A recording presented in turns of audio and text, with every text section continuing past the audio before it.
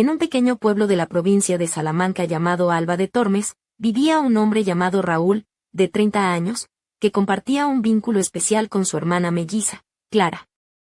Raúl y Clara eran inseparables. Tras la muerte de sus padres cuando apenas eran niños, solo se tenían el uno al otro en el mundo.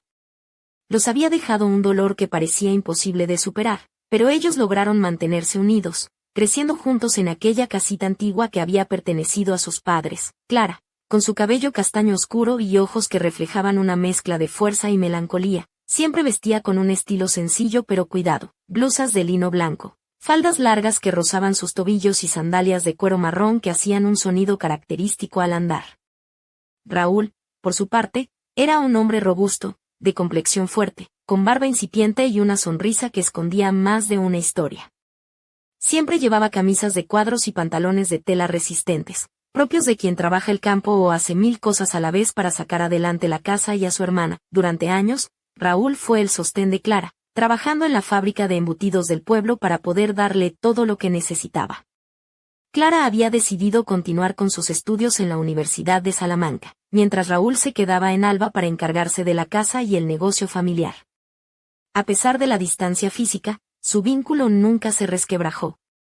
Raúl estaba orgulloso de la inteligencia y la determinación de Clara, aunque a veces sentía un peso en el corazón al pensar que ella podría encontrar su propia vida lejos de él. Un día, cuando Clara tenía 28 años, llegó a Alba un joven llamado Javier, un ingeniero agrónomo que había crecido en un pueblo cercano. Javier era alto, de ojos verdes y sonrisa fácil, y parecía conocer cada rincón de la provincia con la familiaridad de quien lleva años recorriéndola. Cuando se presentó para pedir la mano de Clara, Raúl no pudo evitar sentir una punzada de tristeza, como si la casa fuera a quedarse demasiado vacía. Pero después de conocerlo, se dio cuenta de que Javier era un hombre respetuoso y cariñoso, alguien que cuidaría de su hermana con dedicación y amor. La boda fue sencilla, celebrada en la iglesia del pueblo con la presencia de familiares y amigos. Clara lucía un vestido de encaje color marfil, con un delicado tocado de flores silvestres en el cabello, y sus zapatos de tacón bajo dejaban entrever una elegancia natural sin pretensiones.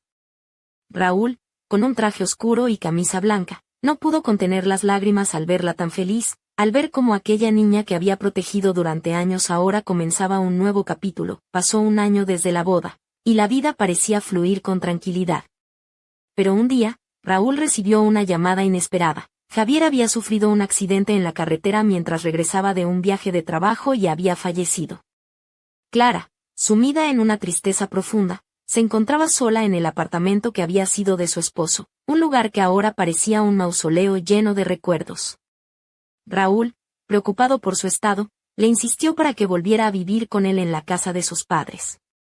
Clara al principio se resistió, diciendo que no podía abandonar el hogar que compartía con Javier, pero finalmente aceptó. Raúl no solo quería que su hermana estuviera segura, sino que también temía por la opinión del pueblo y, en el fondo, sabía que Clara necesitaba apoyo para superar aquella pérdida. Volvieron a vivir juntos, dos almas conectadas por el dolor y el amor fraternal, enfrentando el vacío que había dejado Javier, pero el tiempo no logró curar todas las heridas. Clara se negaba a considerar la idea de volver a enamorarse o casarse de nuevo, aferrándose al recuerdo de su esposo con una mezcla de devoción y tristeza. Una tarde, mientras preparaba la comida en la cocina, Raúl notó que su hermana estaba más callada de lo habitual, con la mirada perdida y los hombros caídos. Intentó hablar con ella, pero Clara parecía encerrada en un mundo propio. Sin embargo, Raúl sabía que había algo más, un dolor oculto que no lograba expresar con palabras. Recordaba las veces que Javier le había contado cómo su matrimonio era feliz, con pequeños momentos de ternura y complicidad, y también sabía que Clara había encontrado en esa relación una felicidad que ahora parecía inalcanzable. Intentando distraerla, Raúl la sacaba a pasear por las calles empedradas. La llevaba a la plaza del pueblo donde el aire olía a pan recién horneado y a jazmín, y trataba de que sonriera aunque fuera por un instante. Pero Clara seguía atrapada en su tristeza, y Raúl se preguntaba cómo podría ayudarla a salir de ese pozo sin caer él mismo en la desesperación. Una noche, mientras cenaban, Clara le confesó que sentía que no podría seguir adelante sin volver a tener un compañero a su lado, pero al mismo tiempo, el recuerdo de Javier la paralizaba. Raúl, con la paciencia y el amor que solo un hermano mellizo puede tener, le propuso una idea que parecía descabellada, y si vivieran juntos, como si fueran pareja, para superar el dolor y reencontrar la felicidad. Clara, entre sorprendida y divertida, aceptó la propuesta. Esa noche, mientras la luna iluminaba la habitación con una luz plateada, Raúl y Clara comenzaron a compartir no solo el espacio físico, sino también las emociones que durante tanto tiempo habían guardado en silencio. La complicidad entre ellos crecía, y con ella, una nueva esperanza para encontrar la alegría perdida, pero la vida siempre tiene sus secretos y, en una carta olvidada que Raúl encontró en el cajón de Javier, había una verdad oculta que podría cambiarlo todo. ¿Estarían preparados para enfrentarse a lo que el destino les tenía reservado? El alba despuntaba sobre Alba de Tormes cuando Raúl se despertó con la sensación de que aquel día no sería como los demás. El aire fresco colaba por la ventana entreabierta, y la luz del sol teñía de dorado las paredes de la vieja casa familiar. Clara, su hermana melliza, aún dormía plácidamente en la habitación contigua, su rostro sereno iluminado por la tenue claridad matutina. Llevaba puesta una bata de seda color marfil que se ceñía ligeramente a sus curvas, dejando entrever la suavidad de su piel y su cuello elegante, adornado con un sencillo collar de plata que recogía la luz del sol con cada movimiento. Raúl se levantó con cuidado para no despertarla y se dirigió a la cocina, donde preparó café y tostadas. Mientras el aroma a café recién hecho impregnaba la casa, sus pensamientos volvían una y otra vez a aquella carta que había encontrado hacía apenas unas horas en el escritorio de Javier. La hoja amarillenta y doblada con cuidado contenía palabras que ningún hermano o esposo debería haber descubierto, un secreto que podría desmoronar la frágil estabilidad que habían conseguido tras la tragedia. Clara apareció en la cocina, aún adormilada pero con esa mezcla de belleza natural y vulnerabilidad que siempre lo había cautivado. Sus ojos oscuros buscaban la taza de café con ansia, y Raúl sonrió al verla. «Buenos días, hermanita», dijo con una voz suave, tratando de ocultar la preocupación que le carcomía por dentro. «Buenos días, Raúl». «¿Dormiste bien?», preguntó ella, sentándose en la mesa y frotándose ligeramente el cuello, como si intentara despertar sus sentidos aún adormecidos. «Más o menos», respondió él, apoyando la carta doblada en el rincón de la mesa. «Tenemos que hablar, pero no hoy. Quiero que desayunemos tranquilos», Clara asintió, aunque la inquietud parecía crecer en su mirada. Raúl sabía que la propuesta de vivir juntos como pareja había sido un acto desesperado para ayudarla a sanar, pero el peso de aquella carta podía cambiarlo todo. Tras el desayuno, decidieron dar un paseo por el campo que rodeaba el pueblo. El sol brillaba alto, y el aire olía a tierra mojada y flores silvestres. Clara llevaba un vestido ligero color azul celeste que se movía con la brisa, y unas sandalias de cuero que dejaban ver sus uñas pintadas de rojo intenso. Raúl la observaba mientras ella reía al intentar atrapar una mariposa, y por un momento, el pasado parecía un recuerdo lejano. Sin embargo, la tranquilidad se rompió cuando, al regresar a casa, Raúl le mostró la carta. Clara la tomó con manos temblorosas y la leyó en silencio. Era una confesión de Javier, escrita meses antes de la boda, donde admitía que había estado involucrado en un asunto complicado relacionado con la empresa familiar, algo que podía poner en peligro a ambas familias si salía a la luz. Clara levantó la cabeza, sus ojos brillaban con lágrimas contenidas. «¿Por qué no me lo dijo? ¿Por qué me ocultó esto?», Raúl la abrazó con fuerza. «No lo sé, Clara. Pero ahora estamos nosotros, y juntos encontraremos la manera de salir adelante». Aquella noche, mientras la tormenta rugía fuera de la casa y el viento golpeaba las ventanas, Raúl y Clara se sentaron frente al fuego, decididos a enfrentar el misterio que los acechaba. Sin saberlo, el secreto de Javier no solo pondría a prueba su vínculo, sino que también los arrastraría a un juego de sombras y traiciones que podría destruir todo lo que habían construido. En la penumbra, un sonido extraño resonó en el pasillo. Algo o alguien estaba ahí, esperando para desvelar la verdad que nadie se atrevía a enfrentar, y así, la noche cerró su telón con un susurro inquietante. No todo es lo que parece en Alba de Tormes. ¿Están preparados para descubrirlo? La mañana siguiente amaneció con un cielo encapotado que amenazaba lluvia, reflejando el ambiente tenso que se respiraba en la casa de Raúl y Clara. La carta de Javier seguía sobre la mesa del comedor, como un recordatorio persistente de que sus vidas estaban a punto de cambiar para siempre. Clara, vestida con una blusa de algodón gris y unos pantalones vaqueros ajustados que resaltaban la línea de sus piernas, caminaba de un lado a otro con los brazos cruzados, intentando ordenar sus pensamientos. A pesar de la seriedad del asunto, su belleza seguía siendo innegable, sus labios carnosos, ligeramente entreabiertos en un gesto de preocupación, y aquel brillo intenso en sus ojos oscuros que parecían querer descifrar secretos ocultos. Raúl, por otro lado, había dejado la camisa de cuadros para ponerse una camiseta blanca y unos pantalones de pana marrón, listo para enfrentar lo que fuera necesario. Sabía que no podían seguir huyendo de la verdad. Debían investigar el misterio que Javier había dejado atrás. Decidieron empezar por la empresa familiar, un pequeño negocio de fabricación de quesos artesanales, reconocido en la comarca por su calidad, pero que últimamente había estado envuelto en rumores de problemas financieros. Raúl y Clara no tenían experiencia en esos asuntos, pero estaban dispuestos a aprender y a no dejar que el nombre de Javier fuera manchado por desconocidos. Al llegar a las instalaciones, fueron recibidos por don Emilio, un hombre mayor de cabello encanecido y mirada dura, que había sido socio y amigo de Javier desde hacía años. Emilio le saludó con un apretón de manos firme y sin muchas palabras. «Sé por qué están aquí», dijo con voz grave. «Javier me pidió que, si algo le pasaba, les entregara esta carpeta». Les entregó un expediente lleno de documentos y facturas que mostraban movimientos sospechosos relacionados con un proveedor externo llamado La Vega S.A., una empresa que no figuraba en los registros oficiales. Clara hojeó los papeles con rapidez, mientras Raúl fruncía el ceño. «¿Crees que Javier estaba tratando de protegernos de algo?», preguntó ella, con un hilo de voz. «Puede ser», respondió Raúl, «pero también puede que él estuviera metido en algo más profundo de lo que imaginamos». Decidieron ir a La Vega para buscar respuestas. La empresa estaba ubicada en un polígono industrial a las afueras de Salamanca, en una nave sencilla pero bien cuidada. Al llegar, fueron recibidos por una mujer de unos 40 años, llamada Carmen, que llevaba una blusa roja ajustada y pantalones negros de cuero, un estilo que contrastaba con la formalidad que esperaban. Su mirada era intensa y su sonrisa, aunque amable, tenía un deje de misterio. «¿En qué puedo ayudarles?», preguntó Carmen, mientras jugueteaba con un colgante que llevaba en el cuello, una pequeña cruz de plata. Raúl explicó quiénes eran y por qué estaban interesados en los movimientos financieros de La Vega. Carmen los invitó a pasar a una oficina pequeña y bien iluminada, decorada con fotos familiares y plantas que le daban un toque cálido al lugar. «Javier era un buen hombre», dijo Carmen con sinceridad, «pero últimamente estaba preocupado por algo. No me quiso contar mucho, pero sé que había problemas con algunos pagos y contratos que no cuadraban». Mientras hablaban, Raúl notó la manera en que Carmen cruzaba y descruzaba las piernas, mostrando unas botas negras que rozaban justo por encima de sus rodillas, y un ligero perfume a jazmín que llenaba la habitación. Clara, por su parte, trataba de no perder detalle de cada palabra, aunque una pequeña sonrisa escapó cuando Carmen hizo un comentario sobre lo complicado que era mantenerse en pie con esos zapatos durante largas jornadas.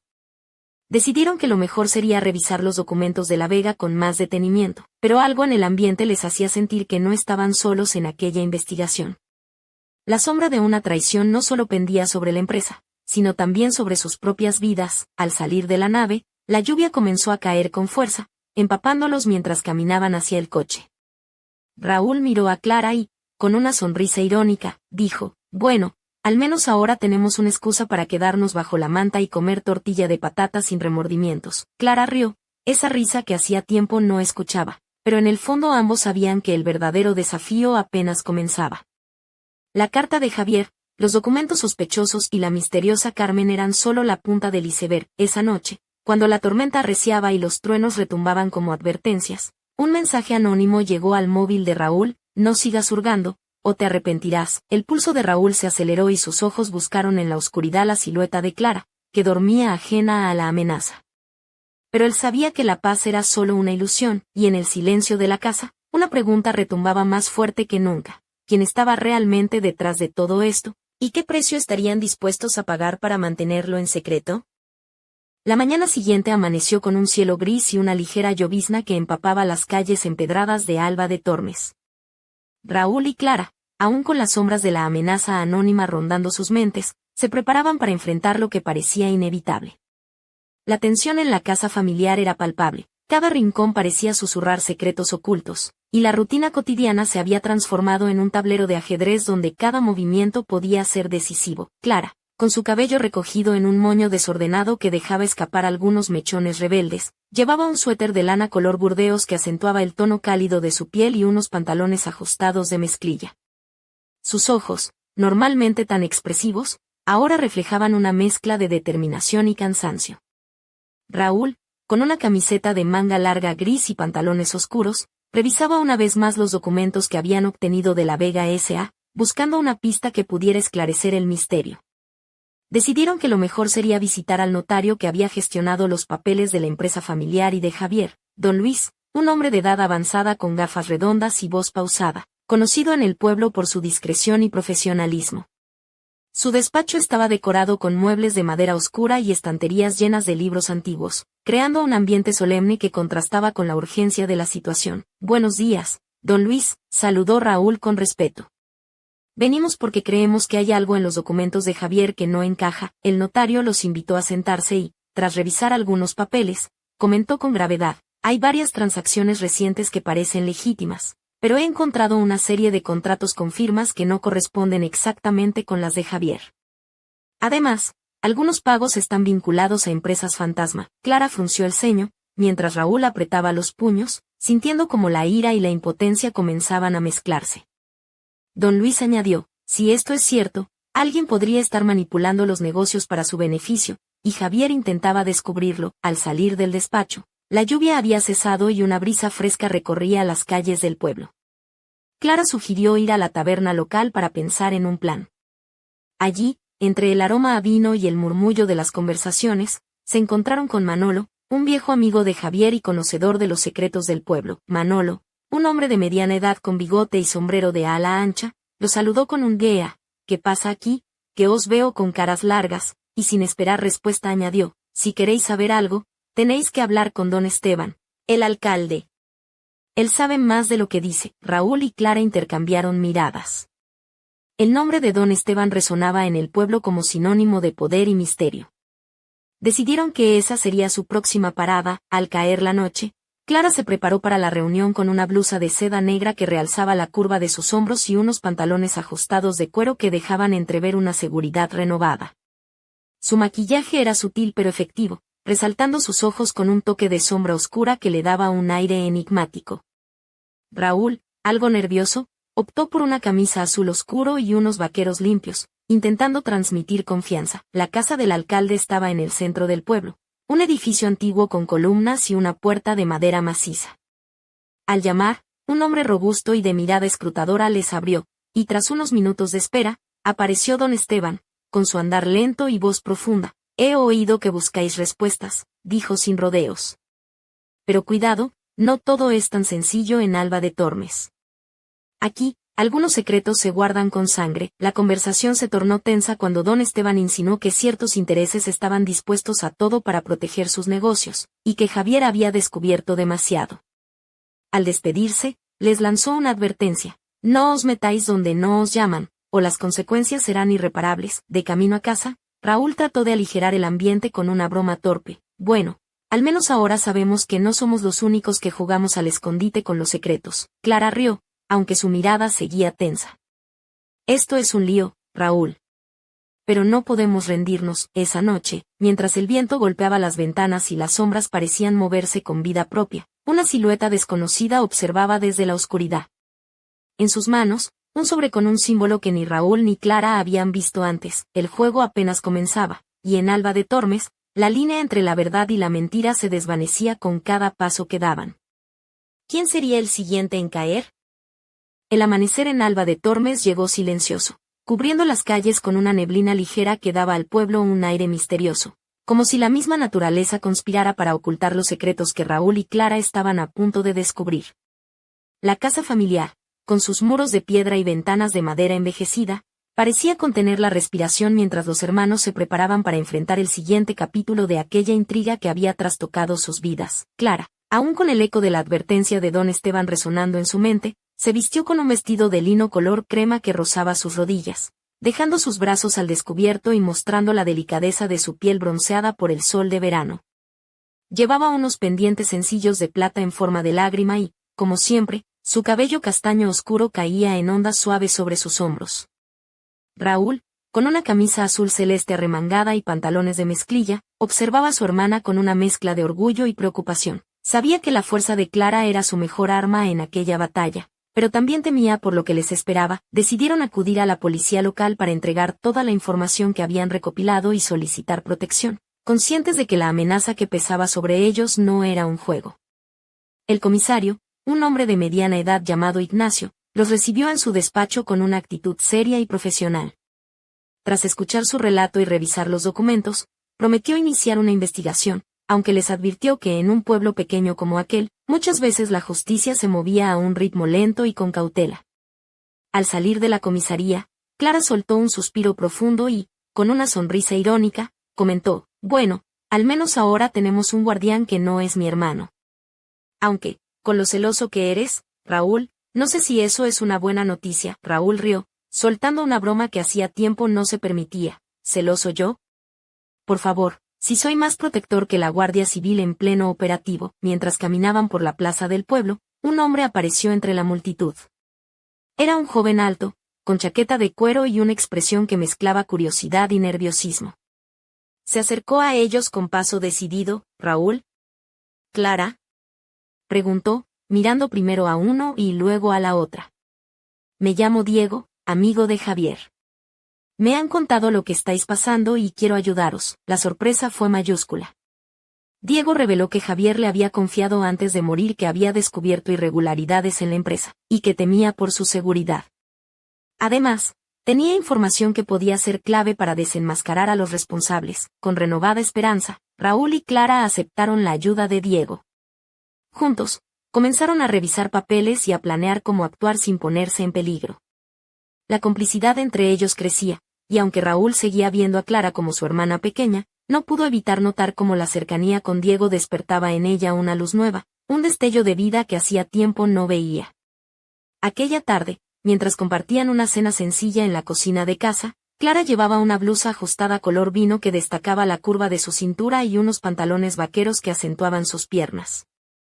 Raúl, sentado a la mesa, no pudo evitar sonreír al ver cómo, a pesar de todo, su hermana comenzaba a recuperar la alegría perdida, pero la tranquilidad duró poco. Al día siguiente, una llamada anónima advirtió a Raúl que dejaran de investigar si no querían enfrentar consecuencias graves. La voz al otro lado del teléfono era fría y amenazante, y aunque intentó mantener la calma, supo que estaban siendo observados. Esa noche, mientras la luna llena iluminaba la habitación, Clara encontró una nota deslizada bajo la puerta. En ella, solo había una frase escrita con tinta roja: «El pasado siempre vuelve para cobrar su precio». Raúl y Clara se miraron, conscientes de que la batalla apenas comenzaba y que, para salvar lo que quedaba de su familia y su honor, tendrían que enfrentarse a sombras más oscuras de lo que jamás imaginaron.